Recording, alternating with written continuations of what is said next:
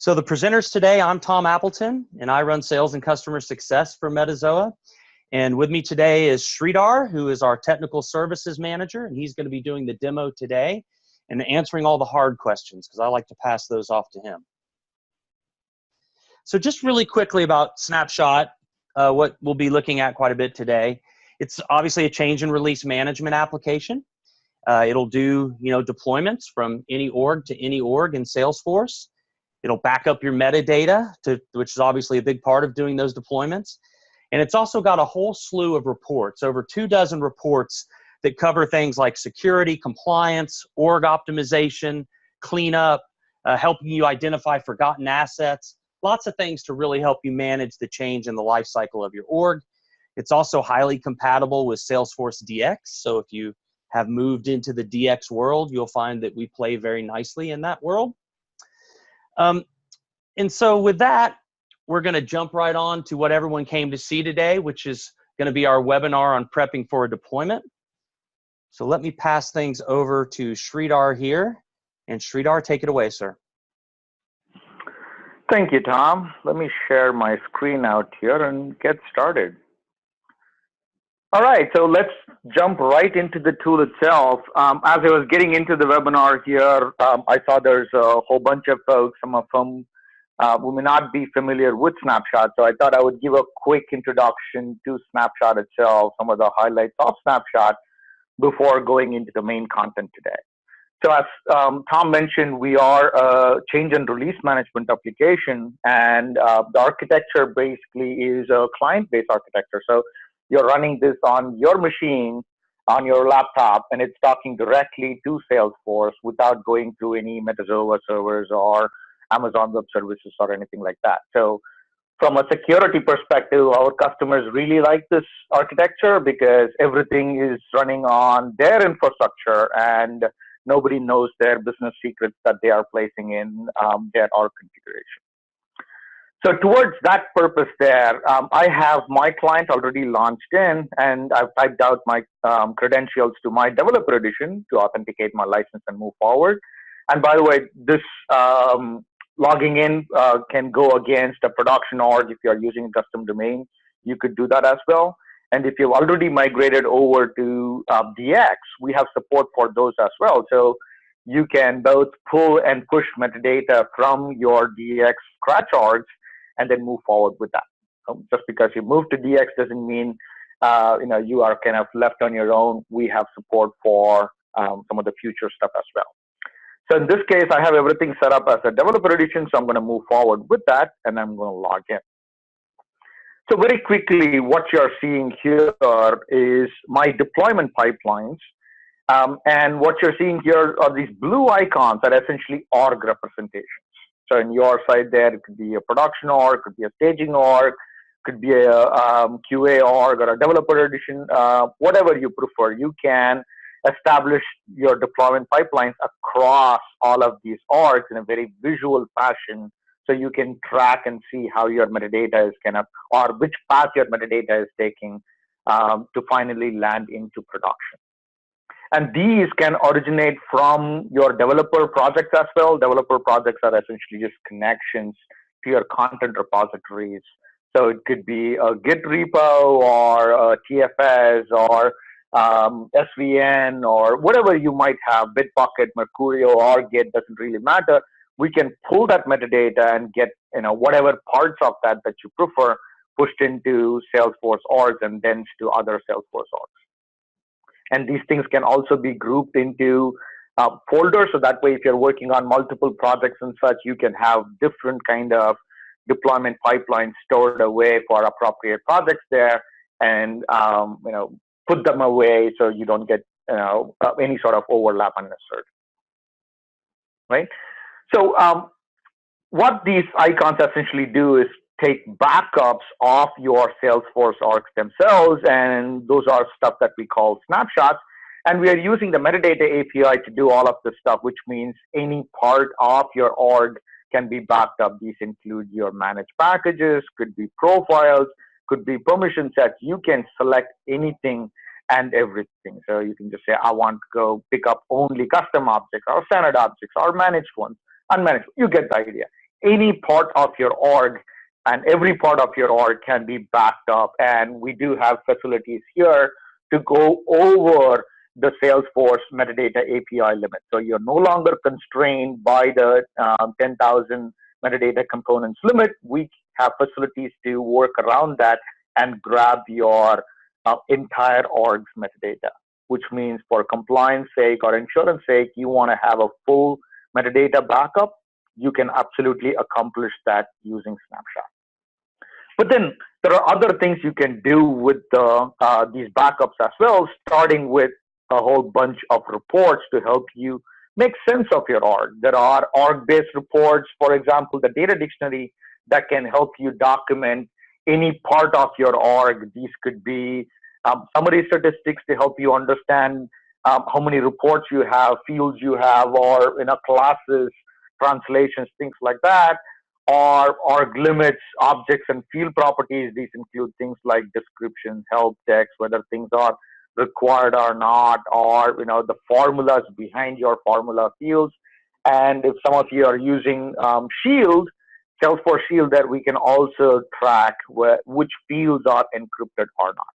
So great compliance or administrator reference documentation can be generated using that, because not only can that be tracked, we can also track relationships. Where are my objects and fields being used? What classes, triggers, pages, reports, and you can add any part of it and then display all of that stuff in a nice little report that can all be exported out to PDF, CSV, or HTML. There you go. I'm running this real time. You can see any parts of your org there, how many pages you have, classes you have, and such, including things like field properties, pick list values, and things like that,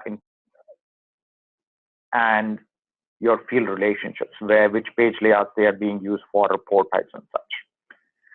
So that helps you understand the state of your org today.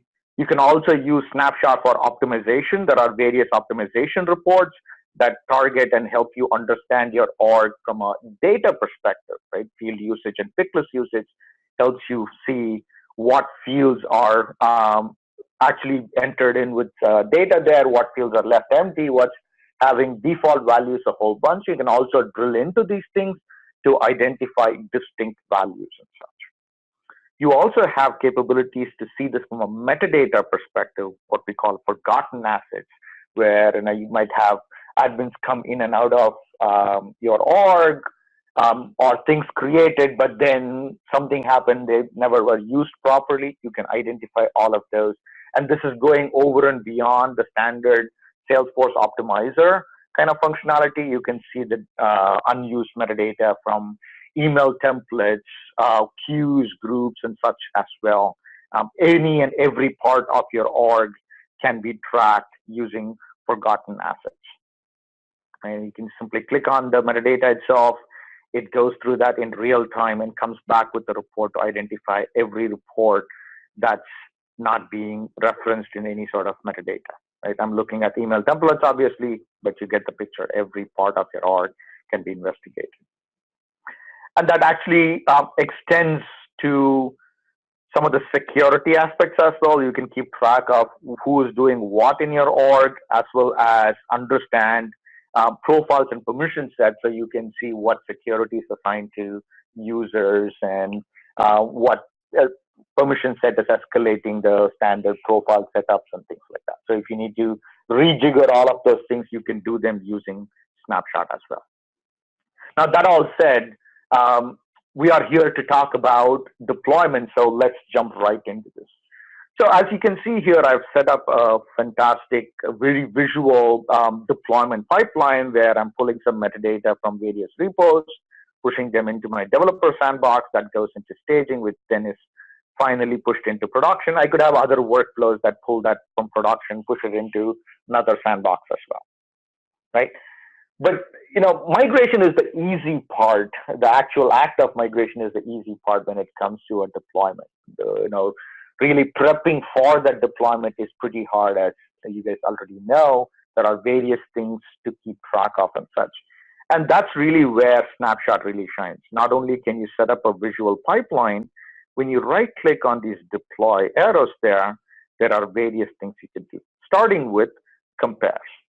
Now the compares can actually be done between orgs as well as within the same org. So let's start there. So we have these managed time series.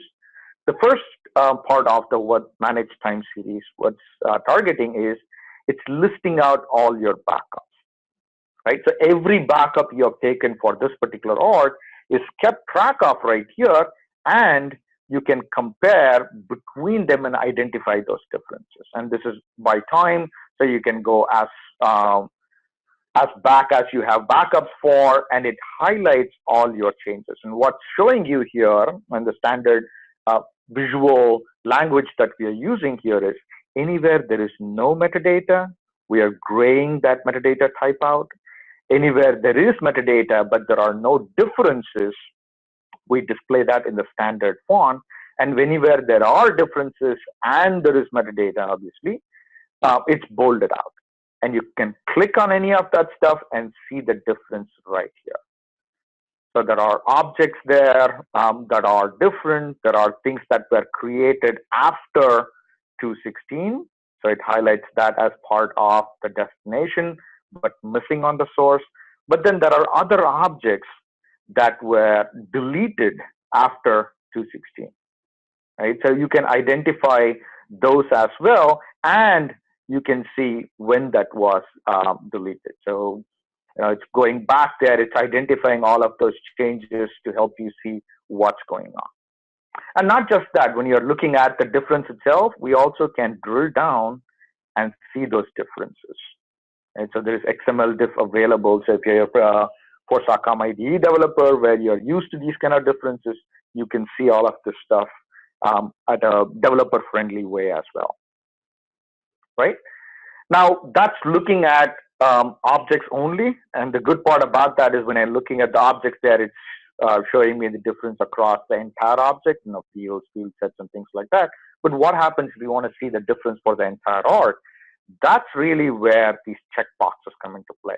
It gives you the flexibility to check any part of any metadata that you want, or all of these things. And then when you go to the display report, it collates all these differences to give you a nice little report, right? So you can see all the differences there, wherever things have changed, wherever things got introduced new, whatever things that got deleted. You can see all that stuff across all the metadata types I've selected, custom applications, custom labels, and custom object stuff that we saw before. And just because it displays that doesn't mean you got to work with it interactively. You can export all of these stuff to help you generate a report that you can use for your meetings and sit before a team there and pass that around and identify what things are important to what. Right? And by the way, as this is helping you see the difference, you can also schedule these things. So it can automatically create these reports on an event trigger whenever a new snapshot or a new metadata backup is created, or on a time-based trigger whenever every week create me one of these diff reports and then send me a note saying here are the differences and such, as let me go back there, as a CSV email or a PDF email, or post it to Chatter, whatever you prefer. And even there you can say I want that done only when there are differences. Right? So you don't have to get those things every single time. You can tell the system, I want to do that only when there are differences there. So great ways of seeing things only when there are, when that really matters to you, right? So put that into a scenario there. You can target things like your, excuse me, your production org. Whenever, let's say you have multiple release teams targeting a single production org, this gives you a great way of looking at that production org. If somebody uploaded some metadata there, you can keep track of that stuff and then get notified when that update happens. So that way you can reconcile those differences with your changes before you start migrating things, right? So this helps you keep track of changes without, expecting some notification from a related team there. Things happen. You need to have a automated way of keeping track of it. This is that for one particular org. But then let's move forward, and if you want to see that for multiple orgs, right? If I want to see the differences between my sandbox and say staging or staging to production, that's really where the deployment arrow comes into play. You right click and you can see the differences across pretty much anything. Compare assets helps you. You can look at profiles and permission sets as well, right? Let's go into assets first. So compare assets helps see the differences starting with custom objects. We follow the same visual language there. Whenever there are no differences, we gray it out. Whenever there is metadata, but there are no differences, we display that in the standard font. And whenever there is metadata and there are differences, we display the bolded font. When you click on it, you can see the high-level differences, and differences are, as you can see here, are colored in red with the delta icon to help you see that there are differences here. When there are new metadata, you see those as green and not available on the other side. And you can see where the source is and what the destination is, identify all those differences. And of course, the similar metadata is left colored in gray, so you don't have to focus on that, right? Obviously, I'm looking at the entire object. If you need to drill down and see it for partials, you could do that as well. The tree gets expanded and you can drill down and see those differences, plus the sliders. The sliders help you see that for developers, drill down to kind of see what things are different, and you can jump around and see those differences, or if there are multiple differences there, you can also see what things are different within a particular field definition. Right? So great ways of identifying these differences. And by the way, these things are available for any metadata type, including classes, pages, triggers, app menus, and all the way down to profiles and permission sets as well. Right? Profile permission sets, obviously, you need a slightly better way of doing things, because seeing them at a high level may not give you exactly what you're looking for. So what we did with those things is we charted them out as a matrix. So you can immediately see what things are new in one org, whether it's a new profile, so you see the entire thing in green and it's not available on the other side, or if it's a brand new object, you see those listed out as well. So column-based or row-based doesn't really matter. We can help you identify those differences. And whenever there is a difference for an existing metadata item, those differences are highlighted in red. And of course, the stuff that hasn't really changed stays in the same font there, so you're not unnecessarily wasting time with that. Right? It's a great way of seeing these things. But of course, one thing that whenever I start talking about this stuff, I immediately hear from my users is, that's all great, and this is a way for me to interactively see my differences. How do I generate a report? Because I need to submit that report to my change management team, my management team, to help me get approval before I move forward. That's really where the metadata differences report comes into play. So again, right click on the deploy arrow itself, and this helps you. The metadata differences work the exact same way as the managed time series work, except that this is for multiple orgs, where you can select whatever pieces you want, drill down and see the immediate differences. If you want to see the XML diff, you can see those as well, right, using these sliders. And of course, whenever you have multiple things selected, the display report displays those changes, right? Apex triggers and app menus, auth providers, auto response rules, custom objects, whatever, and this is all, again, exportable, as well as schedulable, right?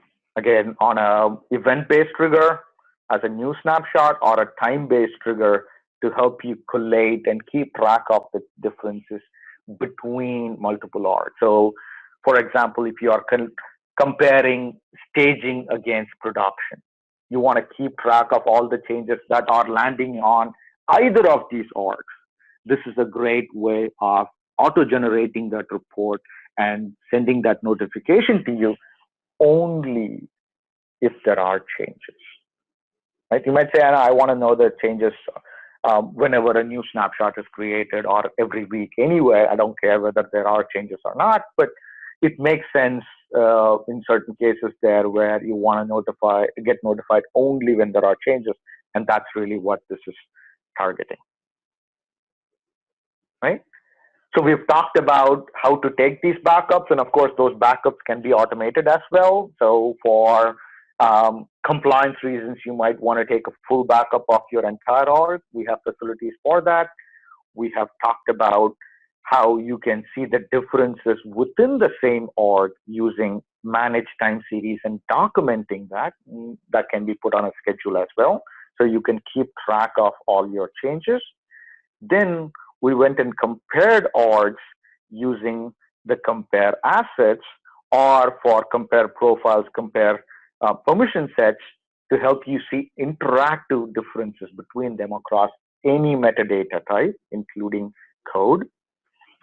Extend that to an exportable set of differences. That's really where your metadata differences can be, put into a CSV, HTML, or a PDF file to help you keep track of those changes and then submit that for approval and such.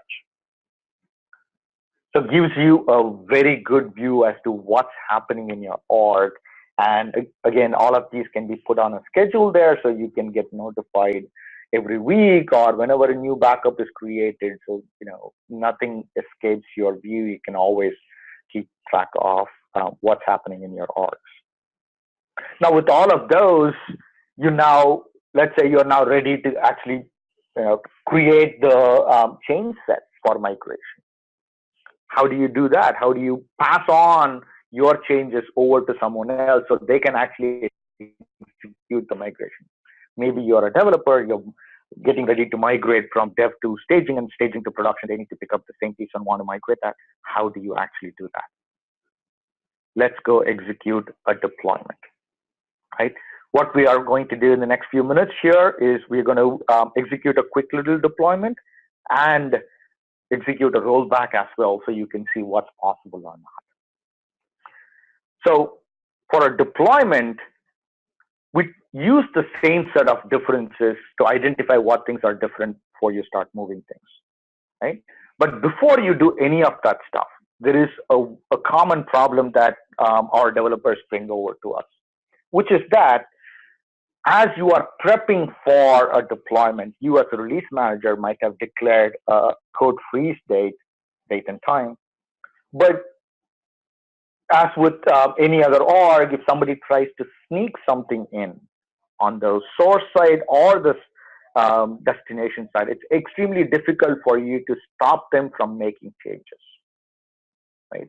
So imagine change sets there. If you have created a change set on a Friday, 9 o'clock, but if somebody tried to sneak something in, Friday 9:10, you as a release manager, you would know nothing about it, which means you might be missing out on a bug fix that snuck in because nobody notified you. Now that problem is what Snapshot attacks as well. So what we do here is both on the source as well as the destination side, we mine the deployment history as well as setup audit trail. Deployment history obviously tracks all those deployments that you're executing using Snapshot. So if somebody executed a migration using Snapshot, all things that were changed are automatically kept track of in Snapshot's managed package. And it can tell you, hey, these things have changed. Somebody may executed a migration actually into this particular org there from this particular org. So you need to reconcile that change. You can jump in and see what changed, right? What worked and what changed or not, things like that. But what happens if they did it outside of Snapshot? Let's say they went and did that directly into the org. we can keep track of that as well. Who did the change? When did they do it? And what actually changed? So you can drill into any of that stuff. Look, system administrator profile was changed. They changed the field level security for opportunity products, total price field. Every part of it is kept track of, starting with when you started. So here is where my backup is, and here are the changes that were made after the fact. So it's a great safety feature to give you a heads up that, look, somebody else is working on this org as well. So be advised, you might want to reconcile your changes with their changes before you execute your migration. And if you want to do that, that's really where the take source snapshot or take destination snapshot comes into play, right? In this case, given that we are on the clock there, we'll wink at it, assume that I'm a release manager. I don't care about these changes. I'm going to move on. But to actually create that change workbook, right? We have some great facilities to create what we call a job list. A job list is the list of changes that you actually want to migrate over. These job lists can be exported, saved, moved between orgs, whatever. So you can keep track of who is doing what and what did they actually move and such. Let's actually go in and see how that works. So here I am, again, seeing the list of metadata types there, and some things do not exist, and some things exist, but there are no changes there. So I'm going to focus on only the stuff that I actually want to migrate over. So when I'm looking at custom objects, it's listing out all the subtypes of the custom object as well. So you can pick and choose any part of the org that you want to migrate over. So you can pick and choose the entire object itself. When I say entire object, all parts of the object, fields, field sets, list views, record types, everything, right? And you can do that based upon missing elements or different metadata. In other words, I can select multiple metadata types and say, give me only those items that are new in the source org that's not available on the destination org. And it's going to go through and pick up everything that's new. So in other words, in this case, it's going to select a DX object, always visible, bill bar, things like that. All of these account changes, custom setting changes, activity, add a bar, those kind of changes are going to get ignored. Or I can choose add different, which is going to go select account settings, activity, add a bar, things like that. It's going to ignore a DX object, always visible. Those kind of new elements, right? I have complete control over what I select or not. In this case, for my scenario here, what I'm going to select is everything related to a DX object, custom object. So I created an object there. My scenario is I want to migrate everything over to another org there, which is my ss@df.com, right? So towards that purpose, just like you would have with chain sets, we also have add related, which goes, and if you want to grab only that object, that's perfectly fine. But if you say, I want everything related to that, you can also do that. It goes and runs a relationship function, which identifies everything that relates to that. Could be topics, could be custom tabs, could be queues, sharing rules, everything. But you still have the facility to say, I don't want to migrate applications. I don't want to migrate settings. Let's leave the rest. One thing to note here is it did not grab any of the security aspects. Right? It did not grab profiles or permission sets. And it does that by design. And part of the reason why we chose to go with that approach is Snapshot gives you the flexibility to either combine the security along with the metadata, or separate it out and say, I want to migrate all my objects and page layouts and such first, then migrate my security. Right? So you might have a faster migration because of that, because as you work through errors and such that come out of it, as well as migrating security later gives you the flexibility to identify any missed metadata. Right?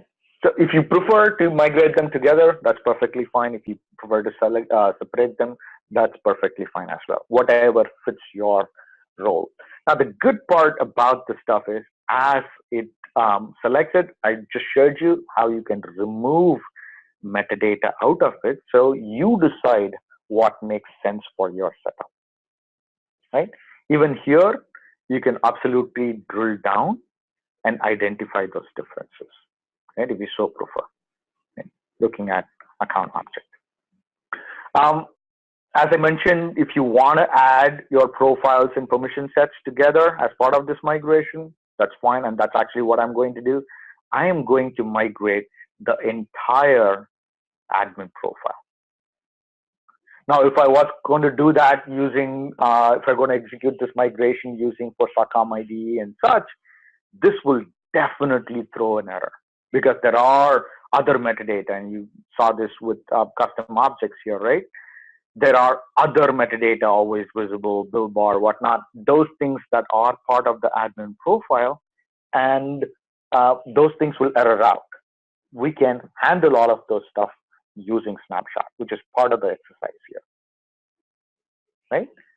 So what we have done here is selected everything related to the DX object and removed parts of it because some of those things, for whatever reason, I did not like or I was not ready to migrate over. And I've chosen to add my profile-based security to secure my entire object. If I so choose, I can also delete metadata as part of it. Right? For those Force.com IDE or Ant users, this is the destructive changes. You can combine destructive changes and inserts and updates in one transaction with Snapshot. It obviously will execute the destructive changes first before it creates new metadata. So this is extremely useful for those replace scenarios. I want to pull out that particular class and then place another class in its place. So that way my users can just start using the new functionality. You don't have to execute two different transactions. It works as the same transaction. Here is where the job list is displayed. If I'm going to select something, it displays the create, and if there is anything in delete, it displays the delete as well. But as I was saying before, this is your workbook. Here's the list of changes that you have selected for migration. If you need to hand this over to someone else, the manage job list is extremely useful for that. You can export your job list, or you can simply export that as a text file, save it up, and then hand that text file over to someone else. Or you can import an existing job list or merge a job list and then move forward. But one of the cool parts about using Snapshot is that you no longer have to do that. You no longer have to create a job list, that workbook, and hand it over to your release manager for use. Your release manager can actually search for your job list and then pick that up and use it. It automatically keeps track of all the things that I did before. Right? I had executed some migrations, updated my admin profile and such. Keeps track of all of that stuff. I can select that job list, import it, merge it, and then use it. That's from this particular org, the current org. But what happens if somebody migrated from something else? They did already a migration into production. I want to bring that from production to update my developer org. You could do that as well. It searches through all migrations that were made across any different org. And you can see that here, new SS, free format, builds experiments here, or other Metazoa orgs. Anywhere there is usage, it's keeping track of all of that, their results, what worked, what did not work, and I can pick those up and then use as well, right? So your workbook, the stuff that you are actually migrating over, the typical things that you are typing out in Excel is no longer needed because it is in one centralized place. All your admin needs to know, all your release manager needs to know is which org did it start from, and when did you execute the migration. They can go pick that up, see the results themselves, and then import it, merge it with their settings, and then move forward. Merge obviously becomes useful because multiple users could have made their changes coming into a system integration org, so they can go import multiple things into one full migration that goes from system integration into QA or system integration into staging, however your deployment pipeline is set up, right? So here I've already made my job list, my change workbook. I am now ready to execute that migration. So what kind of migration is possible? You can do a validate, you can do a transactional migration, as well as a partial deploy. Partial deploy is obviously going towards sandboxes and developer editions. This is not allowed to a production org. I have it enabled here because my destination is not a production org. So let's actually execute that migration, see what happens. There we go. So this is now posted to Salesforce. We get streaming updates of what things worked or not. There we go. Oh, we got some errors, guys. So let's go through those errors. It tells me there is a queue problem where a queue is targeting a particular user. That user does not exist on the destination. Very common error, right? But could be other things as well. Could be talking about some stuff that was not existing that we need to go manage my job list a little bit better. Other thing that it shows here is profile. I'm trying to migrate my profile over, and it complains about an unknown user permission. This is, again, you must already know, a very common problem, especially during the time where Salesforce is upgrading its orgs. So imagine a scenario where your sandbox is in summer already, but your production org is still in spring. So you have a version mismatch, which means your sandbox has some additional user permissions. In this case, create work badge. So I've turned on some features here, but the same problem. I've turned on some features in my sandbox that's not available on my destination, or my source is in a different version than the destination. How do I correct it? Typically, if you're not using Snapshot, you will have one of two things that you could do. You can go edit your XML, or you could make your profile changes manually. Typically, I see that happening on the latter case. People go handle profiles manually, and that's a lot of work, as you already know. So a couple of things that we offer to help with that. So let's look at this. Queue is targeting a particular user. So to help with that, we have some interesting features here, including transforms. Transforms can help you change any metadata, right? I have already set this up for queues. So when it sees Josh Dev at Metazoa, change that to a known user. You can change any parts of it. It's a very simple find and replace. I can set that up. I've used this a lot for my workflows as well, right? The cool part about this is you can actually do some interesting things like change your managed package to an unmanaged package. Obviously, your classes and pages and such will continue to be encrypted, but the other metadata can be converted. So for ISV folks out there, this is an extremely useful feature where we can apply find and replace across all types, including changing file names and such, right? So this, when I import it, it's going to automatically change my metadata, so it's going to handle the queue problem. What about the admin problem? The easiest way is to remove this reference to correct my metadata and move forward. That's where the remove references feature comes into play. There are various things that you can specify, one of which is the create work batch definition that I've already set up. But I already know when I correct this problem, these other problems are going to come through. So I've set it up to kind of just speed it up for you.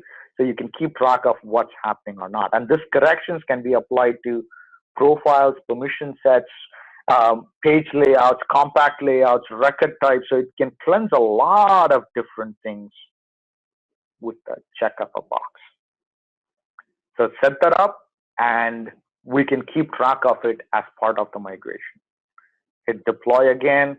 It goes, applies the transform on the metadata and removes the references, creates that package that gets posted to Salesforce, and Salesforce is now, we're now waiting on Salesforce to pick up that package for deployment. You can see this updates real time, and when there are errors and success messages that happens, you can see that getting screened. There we go. We just executed that migration with no errors, and we did that only for a validate. So let's actually change that again and update the org real time.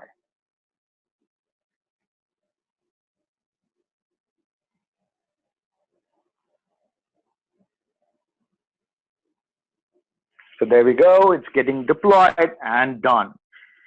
And the sound that you're hearing is just a sound effect added in there to help me know what happened. So everything worked.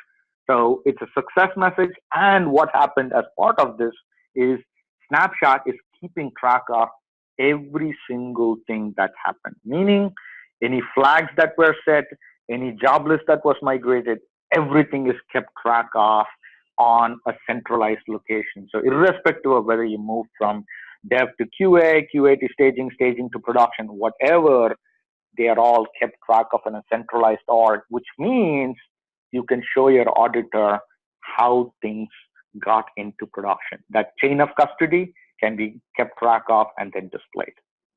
Right? And by the way, that can be scheduled as well. So you can essentially say, I want to execute this migration Saturday, 9 o'clock. Execute that migration, and when it is successful, send me a note via email only if changes were made, because some things could be migrated that didn't really introduce any problem, introduce any changes, and then take a different snapshot. Right? So great ways of keeping track of all of these things in your org and then showing your auditor what really happened. And all of this stuff obviously is being done to prevent the worst case scenario, which is introducing a logical error in or some sort of problem in your destination org, in your production org. But invariably, as we all been through, that stuff happens. That's really where rollback comes into play. Right? Just to show you how the rollback works, I'm going to do a quick change. I'm going to change my target snapshot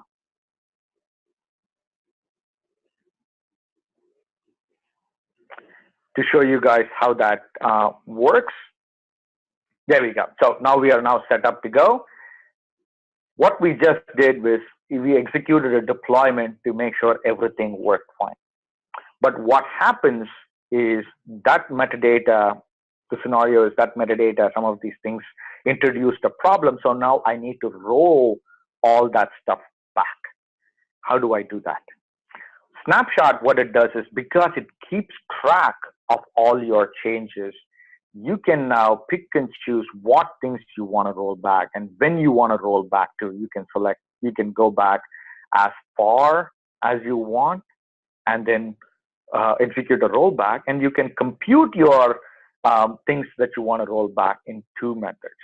You can calculate differences, meaning it executes a diff between the backups for that particular org and then create a job list for me, or it can pick up your job list and then swap your creates and deletes and then roll everything back out.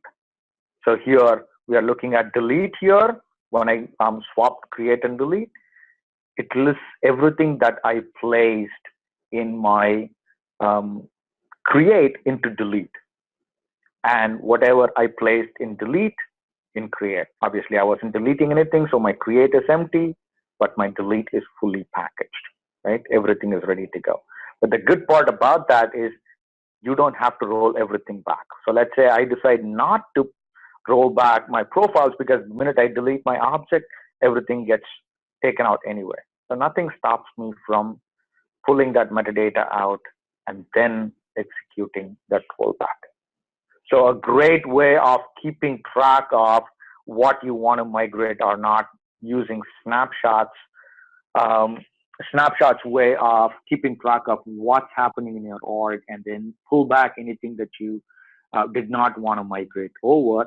And of course, that also creates records in your Salesforce org to tell you, here is what happened. Sridhar executed a migration from staging org into production org, and this is what they tried to migrate. It worked, it did not work, and the different pieces associated with that. And then if I rolled everything back, that also is kept track of, right? So great ways of showing your auditor what really happened or not, right? So that concludes my demo here today, but a quick wrap up. What we have seen here is how to back up any parts of your org and any of your orgs that can all be put on a schedule for your insurance purposes there.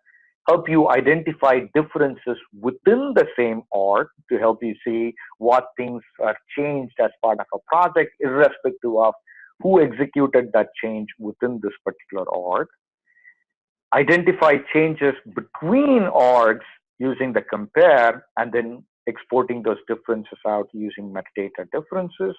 Then we created a job list, a config workbook of what things you wanted migrated using a deployment metadata and actually executed the deployment. We also saw how Snapshot can trap those errors and put that in a user understandable format, and then how easy it was to correct those errors and then execute the final deployment. And when there was a problem, or if we detect that there was a problem, we can also execute a rollback, and how easy it is to prep for that rollback and pull out any pieces that you don't want to roll back using the rollback deployment feature. With that, let me hand it right back to you, Tom. Thank you, Sridhar. So we got a number of questions in. If anybody else has more questions, we're going to go into the Q&A now. So if you have more questions, please put those into the Q&A section, and we're going to try to get to as many of these as we can with the last few minutes that we have. I'm going to very quickly, Sridhar, if you'll stop your share, I'm going to very quickly share my screen to give you guys some contact info on how to get in touch with us. Let me do that really quick. So one thing is our Twitter. So if you want to find out about future webinars, we post articles about change and release management.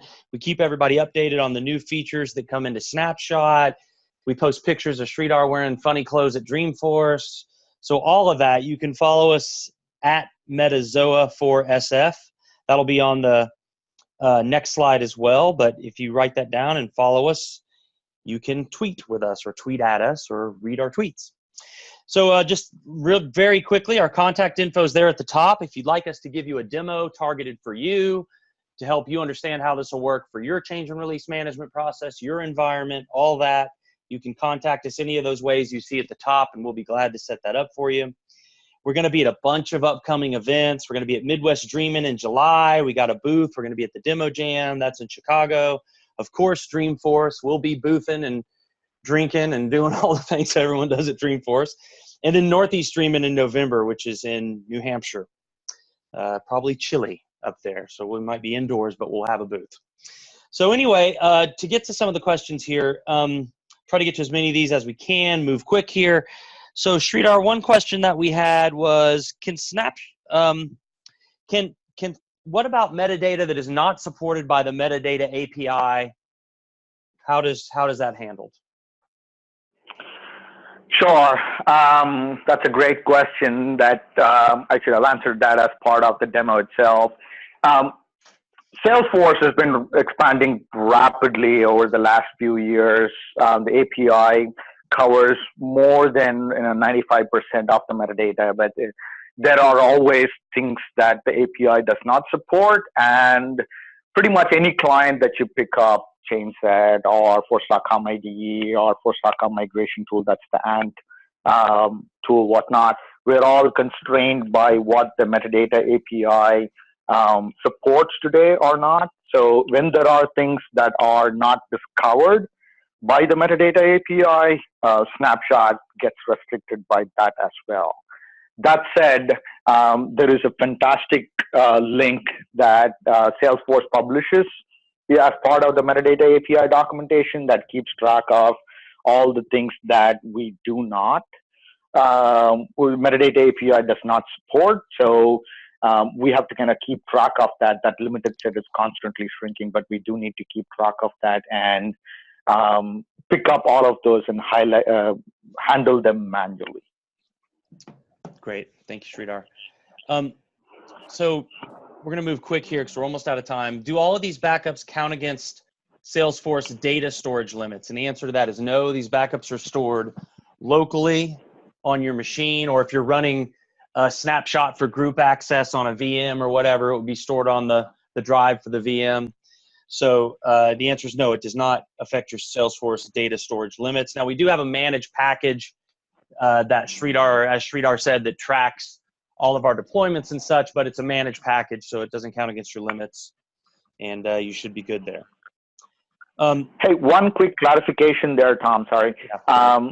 The managed package does not qualify towards your metadata limits, right. But the data that you store in it does qualify towards your data storage, but that's tracking all your deployments, as Tom said, and you can decide your DRO policies and clean them out whenever that makes sense.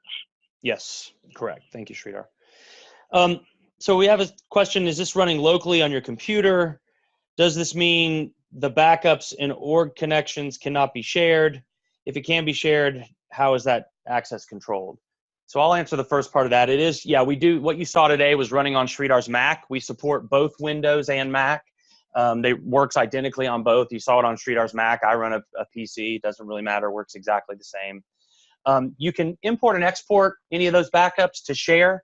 But what we see a lot of companies do is they will set up a Snapshot to run, for example, on a VM on Amazon Web Services or Azure, or just on one of their own local PCs and that way it's a central repository they can have that can take their automated backups, for example, and all of their users can access those, maybe grab those backups and pull them down to their local copy of Snapshot to crunch or do whatever they want to do. So Snapshot's flexible that way.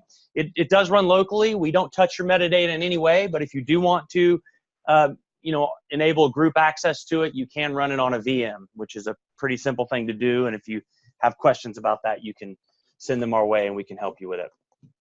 Let's keep moving here. Do we have a list of reports available anywhere, mainly reports for compliance? Yes. If you go to our website and look at all the features of the application, the reports are listed there on our website. So that's metazoa.com. You can go there, and we do list the reports there. If you want to get more specific information about the compliance reports, how a lot of our financial, insurance, healthcare customers use them, just reach out to us. You can email us at sales@metazoa.com or support@metazoa.com, and we'll be glad to get you detailed information on that. But we do have a list of those on the website. So moving quick here. Can you filter the compare assets results per package? That's one for you, Sridhar. Not today. We did not think about that need to filter things out by package, but it's a great idea. We'll get that put in. So that's a pretty simple product change request there, and I think it will be very useful. So we'll get that added in. I'll put that on the roadmap. We'll get that added in, and you will see that getting released shortly. Yeah, and folks, Sridhar manages the development team as well. So when he says that, he means it. He can get it done. Okay, how does it handle flows? You can't deploy the same flow version a second time. So if it is unchanged, you cannot deploy it in subsequent deployments? So all the process builder and flow stuff are captured, and you can migrate that over. When you deploy the same flow again, it goes in as a new version into the org, and you got to turn around and activate it to put that into play. So I wasn't aware that. I always thought the new version was created and it worked fine, but if you think otherwise, please reach out to support at metazoa.com, and one of us can see what's going on, and if there is a problem there, we can get that corrected. Okay, great. Well, thank you, everybody. I think that covers it for the Q&A for now. If you have questions that we didn't get to for you today, please email those to us, or at sales@Metazoa or support@metazoa.com, or you can give us a call. You can also email Tom at Metazoa or Sridhar at Metazoa, and that'll get right to us. Send us pictures of your grandkids. I'm kidding. So thanks, everybody, very much. I hope this was really helpful, giving you a better understanding how to manage deployments and how Snapshot can really help with that. And I hope everybody has a great week. Thank you very much. We'll talk to you soon.